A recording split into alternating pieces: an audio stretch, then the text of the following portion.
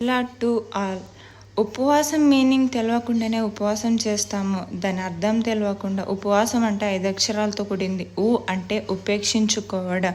నేను క్రీస్తుతో కూడా సిలువ వేయబడి ఉన్నాను, ఇకను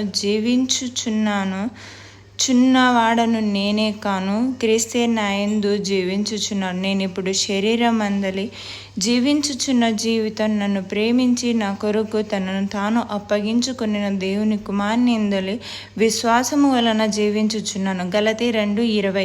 అంటే విశ్వాసము లేని జీవితము వ్యర్థము, అది క్రియలు లేని జీవితం అవుతుంది. అంటే పరీక్షించుకోవాలి, అంటే మనల్ని మనం పరీక్షించుకోవాలి. మీరు విశ్వాస గలవారై ఉన్నారో లేదో మిమ్మల్ని మీరు శోధించుకొనుడి, మిమ్మల్ని మీరే పరిశోధించుకుడి. 2 కొరింథీ 13:5. యోబు తనను తానే పరీక్షించుకున్నాడు, శోధించుకున్నాడు. అంటే వాక్యము. నీ ఎదుట నేను పాపము చేయకుండానట్లు నా హృదయములో నీ వాక్యాన్ని ఉంచుకొని ఉన్నాను. అంటే మనము పాపంలో పడిపోకుండా ఉండడానికి మన హృదయంలో దేవుని వాక్యాన్ని ఉంచుకోవాలి. కీర్తనలు 119:11. అంటే సహవాసం. మన సహవాసం ఎలా ఉన్నది అనేది తెలుసుకోవాలి. ఒకని భారాలను ఒకడు భరించి ఇలాగూ క్రీస్తు నియమమును పూర్తిగా నెరవేర్చుకునుడి. గలతీ 6:2.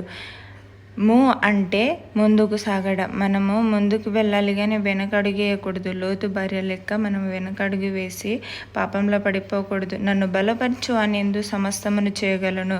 ఫిలిప్పీ 4:13. ఈ వాక్యం దేవుడు దీవించును గాక.